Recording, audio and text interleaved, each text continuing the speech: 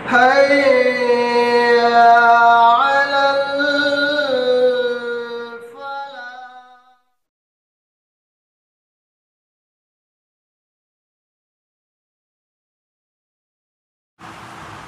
الحمد لله رب العالمين، والصلاة والسلام على سيد المرسلين وعلى آله وصحبه أجمعين، أما بعد.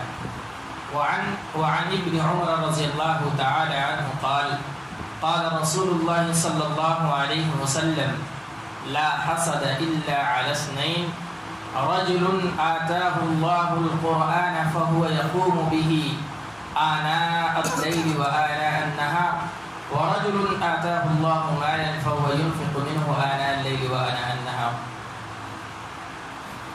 حضرت ابن عمر رضی اللہ تعالیٰ عنہ بیان کرتے ہیں کہ اللہ کے رسول صلی اللہ علیہ وسلم نے فرمایا، صرف دو آدمیوں پر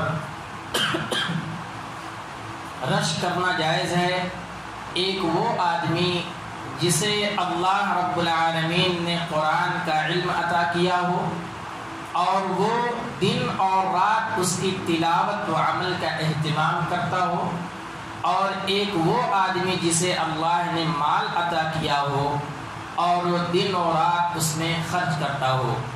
یہ حدیث حضرت ابن عمر رضی اللہ تعالی عنہ نے روایت کیا ہے، اور یہ حدیث مسلم اور بخاری میں موجود ہے. اس حدیث کے اندر اللہ کے نبی صلی اللہ علیہ وسلم نے قرآن کی اہمیت و فضیلت، اور اگر کوئی شخص ایسا ہے جو قرآن کو بہترین انداز میں پڑھتا ہے، اس کی اہمیت و فضیلت کو اجاگر کیا گیا ہے. اسی طریقے سے اس آدمی کے بارے میں اس حدیث کے اندر بیان کیا گیا ہے جس کو رب نے مال و دولت سے نوازا ہے اور وہ دن اور رات اللہ کی راہ میں اپنے مال کو خرچ کرتا ہے. تو ایسے دو آدمیوں کے بارے میں اللہ کے نبی صلی اللہ علیہ وسلم نے رشک کرنے کی اجازت دی ہے. رشک اور حسد دو چیزیں ہیں. حسد یہ ایک چیز، مثال کے طور پر اگر کسی آدمی کے پاس مال و دولت بہت زیادہ ہو اور ایک دوسرا شخص یہ خواہش کرے کہ اس آدمی کے پاس جو مال و دولت ہے اس کا مال اس سے چھن جائے اور وہ مال مجھے حاصل ہو جائے، اس کو حسد کہتے ہیں، اور حسد اسلام میں جائز نہیں ہے. رشک یہ ہے کہ کوئی آدمی عالم دین ہے، حافظ قرآن ہے، وہ بہترین قرآن کو پڑھتا ہے، اور ایک دوسرا آدمی جو اس کی قرأت کو سنتا ہے اس کو بہت زیادہ پسند آئے اور اس کے دل کے اندر یہ خواہش ہو کہ کاش میں بھی اسی طریقے سے قرآن پڑھوں. یہ رشک ہے، اور اسلام نے رشک اجازت دی ہے. اسلام میں آدمی رشک کر سکتا ہے، لیکن اسلام کے اندر دو قسم کے لوگ ایسے ہیں جن پر رشک کیا جا سکتا ہے. ایک یہ کہ جس کو اللہ نے قرآن پڑھنے کا سلیقہ بتلایا ہو اس پر آدمی رشک کر سکتا ہے، اور دوسرا یہ کہ جس آدمی کو رب نے مال و دولت سے نوازا ہے اور وہ آدمی اللہ کی راہ میں بار بار مال کو خرچ کرتا ہے، اس پر رشک کیا جا سکتا ہے. اس حدیث کے اندر قرآن کے پڑھنے والے کی اہمیت و فضیلت بتلائی گئی ہے، اور یہ کہ وہ آدمی قرآن کو پڑھنا جانتا ہو اور اس کی تلاوت کرتا ہو. ایسا نہیں ہے قرآن پڑھنا جانتے ہیں، بہت ہی اچھے طریقے سے ہم کو قرآن پڑھنا آتا ہے لیکن ہم قرآن کو کھولیں ہی نہ، یہ طریقہ صحیح نہیں ہے. ہم اور آپ اگر قرآن کو پڑھنا جانتے ہیں، ہم اور آپ نے قرآن کا پڑھنا سیکھا ہے، ہم اور آپ کو قرآن کے معنی و مفہوم معلوم ہے، تو ہم اور آپ قرآن کو دیکھیں، قرآن کو کھولیں، قرآن کو پڑھیں، اس کو سمجھیں. اس پر اللہ رب العالمین نے اجر دیا ہے. ایسا نہیں ہم پڑھنا جانتے ہم اور آپ اس گمان میں ہیں کہ قرآن پڑھنا جانتے ہماری نجات ہو جائے گی. نہیں، قرآن کو کھولیں، دن اور رات اس کی تلاوت کریں، اللہ رب العالمین کی رضامندی کے لیے اس آیت کو سمجھنے کی کوشش کریں، تب اللہ رب العالمین کی بارگاہ میں ہمارا اعمال قابل قبول ہوگا.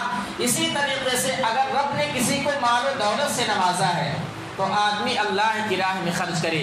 اللہ رب العالمین نے کہا مثل الذین ينفقون اموالهم فی سبیل اللہ کمثل حبۃ انبتت سبع سنابل فی کل سنبلۃ 100 حبۃ، کہ اگر کسی آدمی کو اللہ رب العالمین نے مال و دولت سے نوازا ہے اور وہ اگر اللہ کی راہ میں 1 روپیہ خرچ کرتا ہے تو کل قیامت کے دن اللہ رب العالمین اس کو 7 گنا 70 گنا اجر دے گا۔ اس کو 1 روپے کا اس کو 70 روپیہ اجر دیا جائے گا، یعنی 7 گنا اللہ رب العالمین اس کو اجر دے گا۔